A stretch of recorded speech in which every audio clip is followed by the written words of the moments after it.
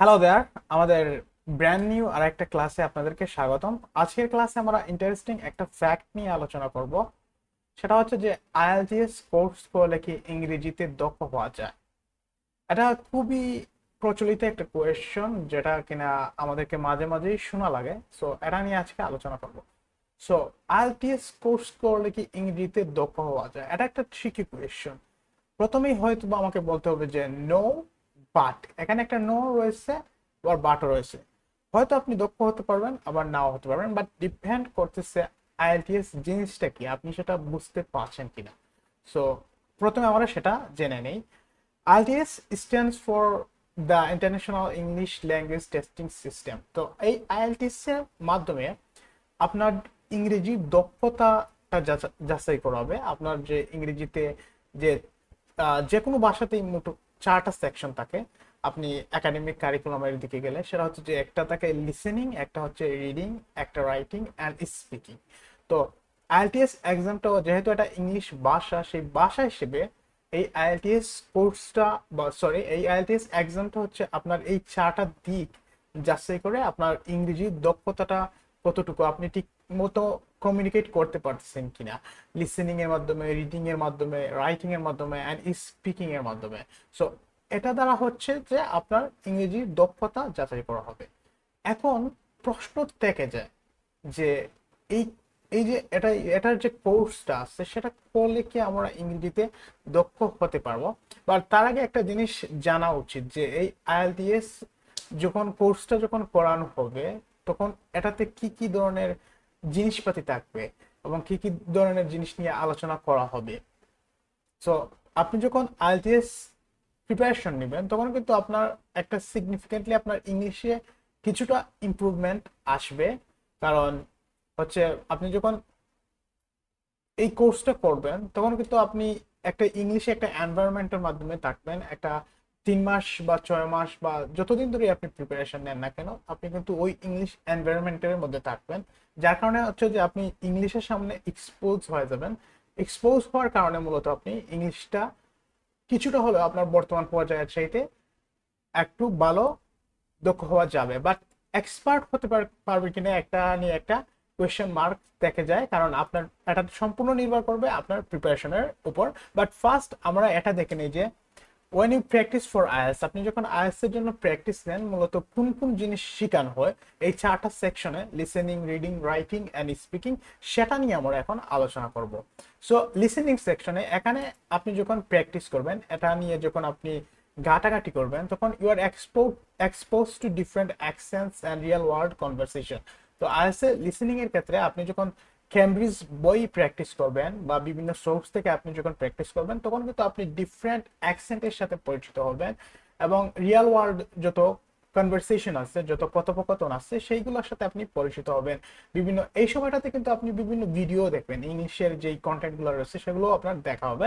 So এটা কিন্তু significantly আপনার লিসেনিং এ ইমপ্রুভমেন্ট নিয়ে আসবে এবং আপনার ইংলিশে ইভেন্চুয়ালি একটা ইমপ্রুভমেন্ট ইমপ্রুভমেন্টে কাজ করবে।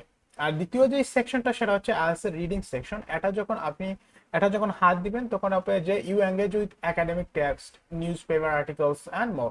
তো আপনি যখন এটা হাতে হাতে দিবেন, তখন আপনি ক্যামব্রিজের বই যদি প্র্যাকটিস করেন, ওইখানে কিন্তু ভিন্ন ভিন্ন সোর্স থেকে, বিশেষ করে নিউজ পেপারের বিভিন্ন আর্টিকেলগুলা রিডিং এর মধ্যে ছাপানো হয় এবং সেগুলোই সেগুলো সেগুলোই আপনার সামনে আসবে। ঠিক আছে, তো আপনার সামনে যখন আসবে, তখন আপনি ওই জিনিসগুলো থেকে নতুন নতুন জিনিস শিখতে পারবেন। ইংলিশের তাদের যে কালচারাল যে কনটেক্সট গুলো আছে, বিভিন্ন যে দিকগুলো আছে, সেই দিকগুলো আপনি জানতে পারবেন। এছাড়াও আপনার এই প্র্যাকটিসের সময় আপনি নতুন নতুন ভোকাবুলারি শিখতে পারবেন, অনেক কিছুই জানা হবে। সো এইটা আপনাকে অনেক হেল্প করবে, রাইট? তারপর হচ্ছে রাইটিং। রাইটিং সেকশনে you will learn to structure essays reports and express your ideas clearly. এই সেকশনটাতে আপনি যখন প্র্যাকটিস করবেন, তখন আপনার রাইটিংটা অলরেডি হয়তো ভালো নাও হতে পারে, বাট আপনি যখন এটার জন্য প্র্যাকটিস করবেন, তখন আপনি নির্দিষ্ট কিছু স্ট্রাকচার শিখতে পারবেন।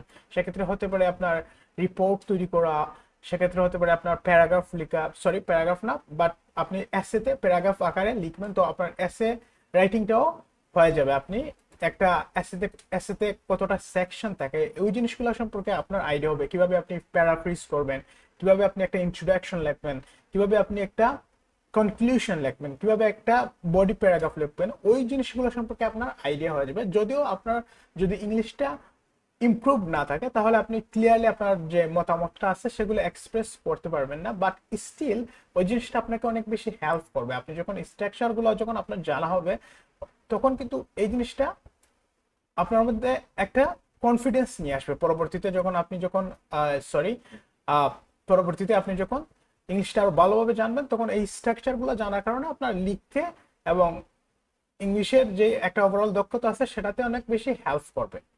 আর তারপর হচ্ছে স্পিকিং সেকশন।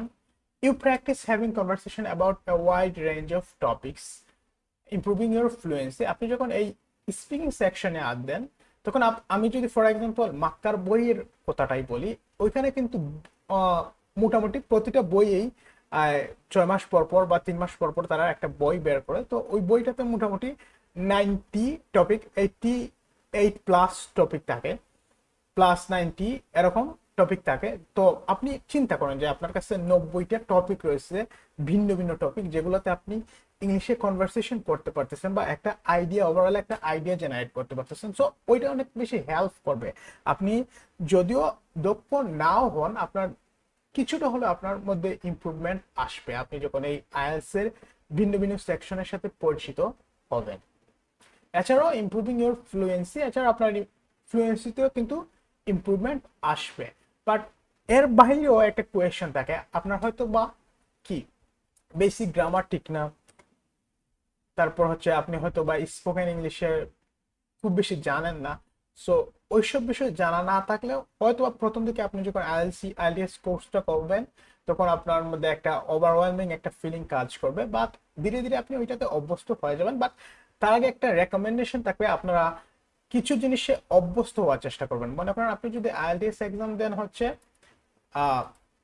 6 মাস পর আইএলটিএস এর প্রিপারেশন নেবে বা 3 মাস পর আইএলটিএস এর প্রিপারেশন শুরু করবেন, আমি পরীক্ষা দেওয়ার কথা বলছি না, শুরু করবেন, তখন কিন্তু আপনি এই যে আমি নিচে 4টা টিপস শেয়ার করব, এই টিপস অনুযায়ী আপনি আপনাদেরকে নিজেদেরকে প্রিপেয়ার্ড রাখতে পারেন যে একটা ইংলিশ পরিবেশে এনভায়রনমেন্টে অবস্থ হওয়ার জন্য।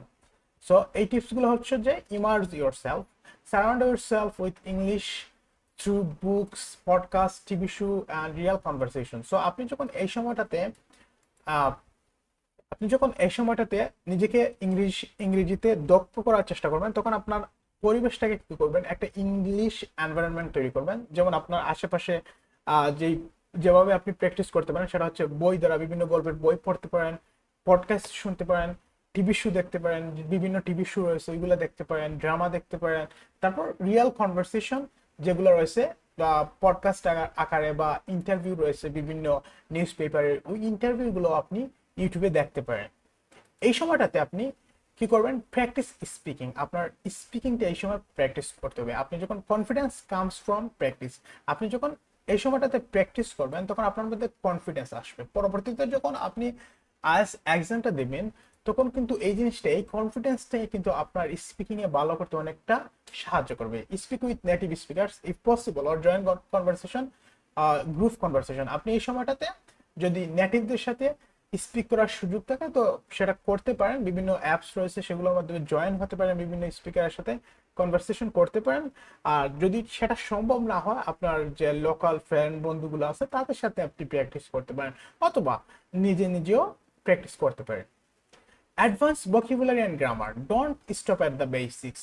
আমরা যে ভুলটা করি যে আমরা বেসিক নিয়েই পড়ে থাকি, যে আমার বেসিকটা ক্লিয়ার হয়ে গেছে তো এইটা নিয়েই পড়ে থাকলাম, বাট বেসিকের বাইরে বিয়ন্ডও আপনাকে যেতে হবে না। আপনি বেসিকে স্টাক করে থাকলে হবে না, আপনি ধীরে ধীরে অ্যাডভান্সের দিকে, ইন্টারমিডিয়েটের প্রথমে ইন্টারমিডিয়েট তারপর অ্যাডভান্সের দিকে আগাবেন।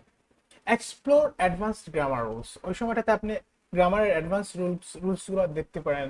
তারপর হচ্ছে ইডিওমেটিক বিভিন্ন এক্সপ্রেশনগুলো দেখতে পারেন, আর একাডেমিক ভোকাবুলারি যেগুলো আছে সেগুলো শিখতে পারেন। কারণ আপনি যদি একাডেমিক আইএলটিএস পরীক্ষা দেন সেক্ষেত্রে কিন্তু একাডেমিক ভোকাবুলারি জানাটা অনেক বেশি প্রয়োজন। তো ওই সময়টাতে আপনি আপনার ভোকাবুলারি অনেক সম্ভব হলে আপনি প্রতিদিন আর নতুন নতুন ভোকাবুলারি শিখবেন এবং শিখে রাখবেন, যেগুলো আপনাকে পরবর্তীতে সাহায্য করবে।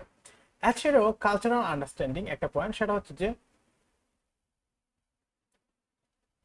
Understanding English is not just about words. আপনি ইংলিশ বোঝাটা কিন্তু শুধু ওয়ার্ডের ক্ষেত্রে না, ইটস অ্যাবাউট কালচার। এটা তাদের কালচারের একটা অংশ, তাদের হিউমার, তাদের হাস্যরসতা, তাদের কনটেক্সট, কোন কনটেক্সটে কে কথা বলতেছে, এই জিনিসটা ধরতে পারাটা অনেক বেশি প্রয়োজন। অনেকেই আমাকে বলে যে ভাই আমি তো ইংলিশের সব কিছুই বুঝি, কিন্তু হচ্ছে যে তারা যখন যোগ করে, তারা যখন একটা জিনিস নিয়ে হাসাহাসি করে, কিন্তু সেই হাসাহাসি, সেই যোগটা আমি ধরতে পারি না, ঠিক কি কারণে তারা হাসতেছে। তো ওই জিনিসটা আমরা ধরতে না পারার মেইন কারণটা হচ্ছে যে আমরা তাদের কালচারের সাথে পরিচিত না, তাদের কনটেক্সটের সাথে পরিচিত না, এবং তারা কোন কনটেক্সটে কথা বলছে আমরা ঠিক মতো ধরতে পারছি না, অ্যাডভান্স ইংলিশ আমাদের জানা নেই, যার কারণে আমরা তাদের হিউমার বা তাদের হাস্যরসটা ধরতে পারি না। তো ওইটার জন্য আপনাকে কি করতে হবে, তাদের কালচারাল আন্ডারস্ট্যান্ডিং ডেভেলপ করা লাগবে। Engage with native speakers to learn this. আপনার যদি সম্ভব হয়, আগেও বলেছি যে নেটিভ স্পিকারদের সাথে যদি কথা বলার সুযোগ হয় থাকে, সেক্ষেত্রে আপনি তাদের সাথে কথা বলতে পারেন বিভিন্ন অ্যাপসের থ্রুতে।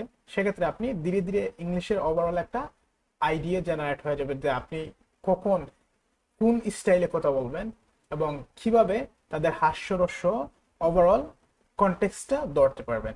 সো এই ছিল আজকের আমাদের ভিডিও।